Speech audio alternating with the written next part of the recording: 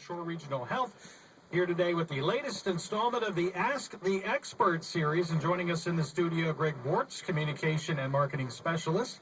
And today's expert, Jessica Fluharty, Neuroscience Specialist and Stroke Coordinator from the Primary Stroke Center at University of Maryland Shore Medical Center at Easton. Jessica and Greg, good morning. Good morning. Thank you, Matt. Good morning. Greg, tell us what's going on and what's new at University of Maryland Shore Regional Health. Well, as part of the University of Maryland Medical System, Shore Regional Health is the principal provider of comprehensive health care services for the residents of Caroline, Dorchester, Kent, Queen Anne's, and Talbot counties. And Shore Regional Health's team of more than 2,600 employees, medical staff, board member, and volunteers work with various community partners to fulfill our mission, creating healthier communities together. And we do that by offering patients regional access to care provided by a group of highly skilled medical experts. And very glad to and proud to be here with one this morning.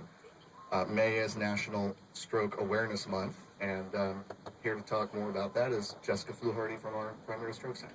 First, I guess some statistics, because these are some staggering statistics. Huh? Yeah. It's stroke is an unfortunate thing, and because May is the National Stroke Awareness Month, we really want to get out there and reach our communities, and it's really important that we educate about stroke and stroke prevention and the risk factors and things that people can do to prevent strokes, because 80% of strokes are preventable.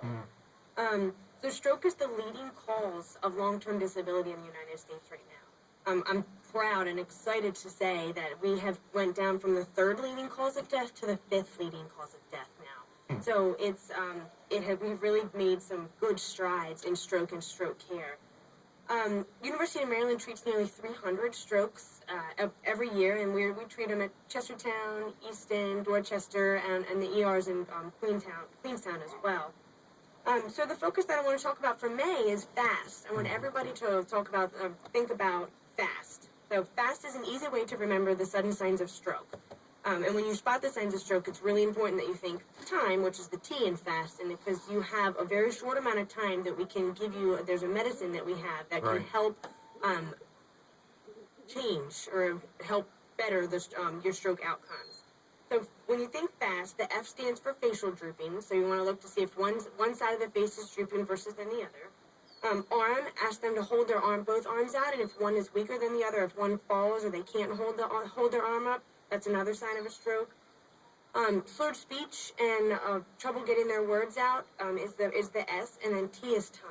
So time stands for call 911, because it's really important to get to the hospital. Even if their symptoms start and resolve, it's still important to come into the hospital, because we have a very short amount of time that we can give you the medicine that will help it. I've heard stories of people that had strokes, and people that did and people that didn't get that medicine. And the people that did are basically back to... Absolutely. So the drug that we have is called Alteplase, also known as TPA. And it's a really strong clot buster that we can give you. And we can only give it to you if you arrive to the hospital within 3.5 hours of symptom onset. So as soon as you have the first signs, you need to get to the hospital so we can give you the medicine. This is not the time to say, let's keep an eye on it and see what it's like tomorrow. Right. No, not at all. As soon as you know the symptoms, you need to come on in. So if you see facial drooping, or somebody's got weak, if their arm feels weak, or if they're slurring their speech, any of those, not all together necessarily, but if any of those symptoms present themselves. Right, exactly. And they could be subtle symptoms, just a little bit of left arm numbness or trouble walking. Any subtle symptoms, it's important to come in as soon as you possibly can. And I guess when you call 911, you say, I suspect that I or someone in my family may be having a stroke. They're going to know also to expedite. Absolutely.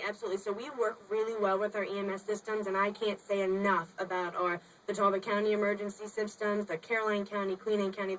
All of our EMS is fantastic, and I can't say enough about how they do. I mean, they are well trained to recognize the stroke symptoms. They call the hospital with the stroke alerts, and they transport them lights and sirens as fast as they can into us. The University of Maryland Shore Medical Center at Easton is a primary stroke center. What exactly does that mean?